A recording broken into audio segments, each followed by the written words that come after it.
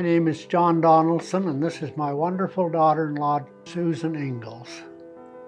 Well, I worked for Loblaws for 23 and a half years, and it seems that I ended up in Stratford about 4 different times. And during that time, I met Lorene once, and once was enough because I married her.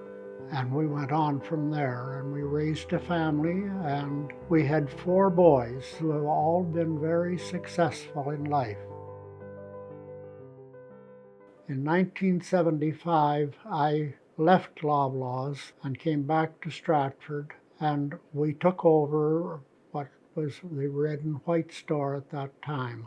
Laurie Joe is Lorene and John in short form, and it was always called Laurie Joe Supermarket. So I've known the Donaldsons for 35 years, and I watched as Lorene and John grew in their marriage and in their faith, in their store. They worked very hard. They were a pair. They were a pair in business. They were a pair in spirit. They were one another's social outlet. The grocery business was 7 days a week, long hours, and so they spent a lot of time together, both at work and at home, raising their 4 boys. When the kids were small even, Lorene, I didn't work on Friday mornings as a rule, and Lorene went downtown and went shopping, and she'd come home with a bundle of clothes. She'd make the children's clothes, and she made most of the clothes for the children. She'd make the curtains and make beautiful bedspreads, just like the one in my room now. And she took pride in it, and I took pride in what she did. But the other pictures here in the rooms were all done by Lorene. Lorene always wanted to work with her hands. She was a wonderful seamstress. She made most of her own clothes. She even made her bathing suits, and she looked good in them. And our spectators are laughing. So with dementia, the timeline is often interesting because you don't really know when the symptoms start, and you don't really know when to access professional help.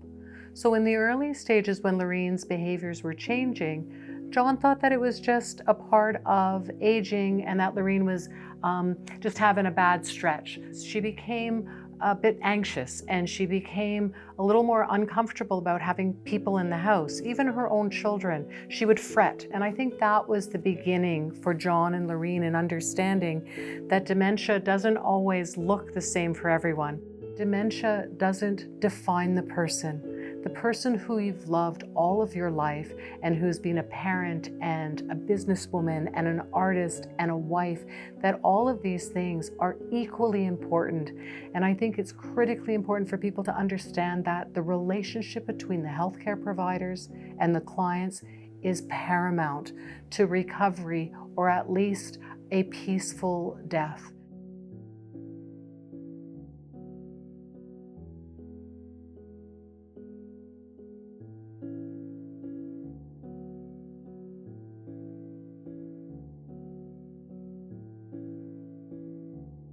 The training program is called PIECES, and it's an acronym that represents a holistic, team-based approach to the care of persons with dementia and other related disorders.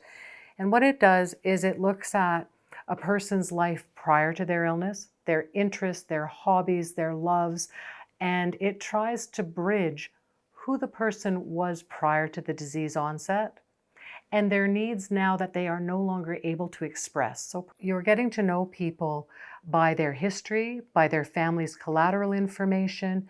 You're trying to understand the person as a whole being, and the team then can be informed by that in making its decisions about care.